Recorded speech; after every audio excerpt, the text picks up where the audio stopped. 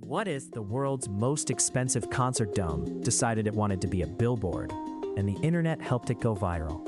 Welcome to Unboxd Origins. I'm Howie, your resident science geek and accidental trivia sponge. And I'm Wyatt. I ask the big questions. Sometimes philosophical, often skeptical, always curious. Today, we're digging into how did the Las Vegas Sphere become the world's biggest billboard? Okay, quick snapshot. You've got a $2.3 billion MSG Sphere, a gigantic spherical venue planted on the Las Vegas Strip, built as an ultra-immersive concert and entertainment venue with one of the most ambitious inside-out audio-visual systems on Earth. The interior is basically a wraparound LED screen that envelops the audience and a 360-degree audio system designed to swallow an audience in sight and sound.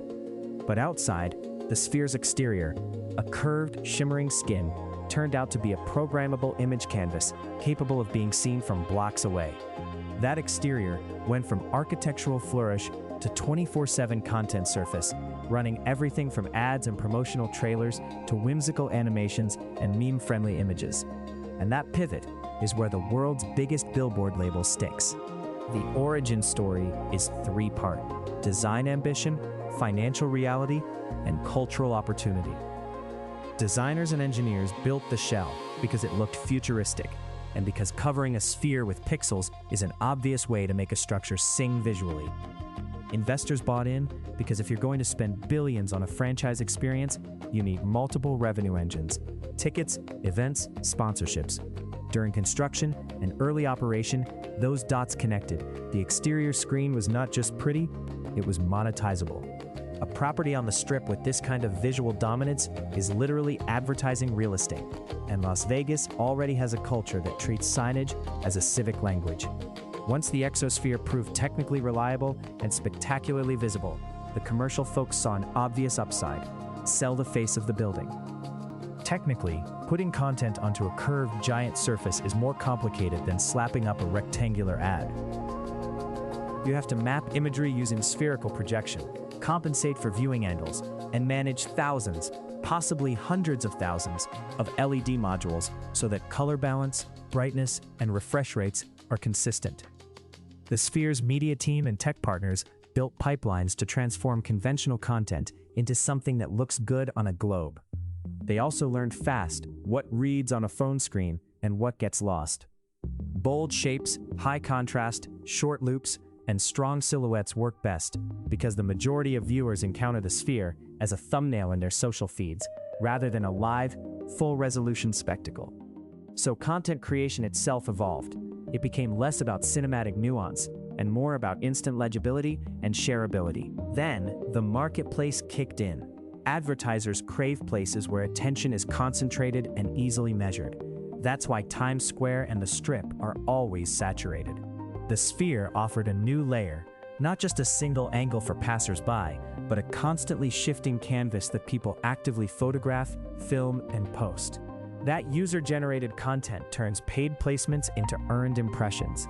A single clever ad or surprising image on the Sphere could ripple across Twitter, Instagram, TikTok, and then mainstream news.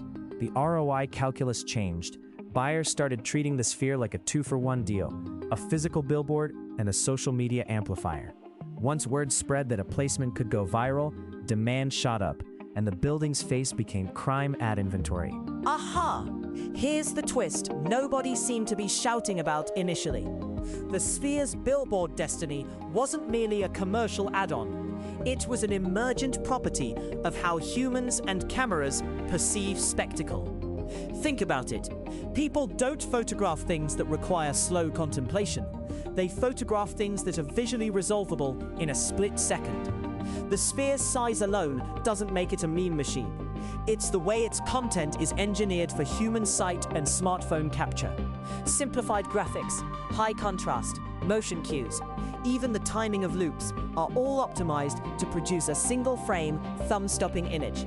So what looks like corporate opportunism is actually a deep lesson in visual cognition meeting platform dynamics. We built a giant theater, and social media taught it to wink. That wink translated to odd cultural consequences. For artists and promoters, the exosphere became a promotional tool. Movie studios debuted trailers, bands used the outside for teasers, and product launches used it for spectacle shots. For civic and tourism folks, the sphere doubled as a landmark that anchored foot traffic and encouraged longer visits. For meme makers and pranksters, it was a giant blank check for absurdity. Think cartoon eyes staring down the strip, or a gigantic dancing avocado. The visual simplicity that Wyatt mentioned makes the content fertile ground for reinterpretation. People strip away context, remix, and repost. Suddenly, a paid ad turns into a cultural moment or a punchline, and that social life drives more eyes back to the physical structure. But there were also friction points. Nighttime brightness raised issues about light pollution and driver distraction. Some locals grumbled about commercialization of skyline aesthetics, and not every ad or stunt landed well in public taste. Regulatory conversations had to happen, often balancing economic benefits against environmental and community concerns. Additionally, there's an irony. The same exterior that attracts eyeballs can compete with the interior experience. If a building is famous for its outside, you might arrive expecting the exterior spectacle to be the main event, which can shift expectations of the programming inside. The team behind the sphere had to keep a careful curatorial eye so advertising and spectacle didn't cannibalize the artistic mission.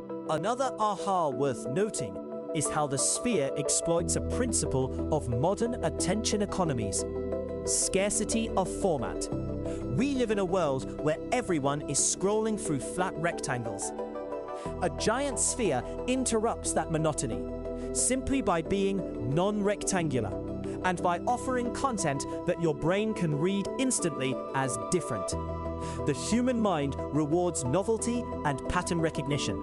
The sphere is novel, and it deploys patterns that cameras lap up. That scarcity of format advantage converts physical presence into digital traction. In a way, the sphere didn't just become a billboard because it could sell ad space. It became one because it was uniquely optimized for the shape of our attention. So, what are the consequences for urban media? One is that architecture itself is now negotiable media property. Buildings can be designed to be both function and ad platform. Another is that the line between public art and advertising is blurrier than ever because both compete in the same attention marketplace. Cities that host these structures receive tax revenue, tourism, and cultural capital, but they also outsource parts of their visual identity to paying clients. For the sphere, that trade-off has been mostly profitable.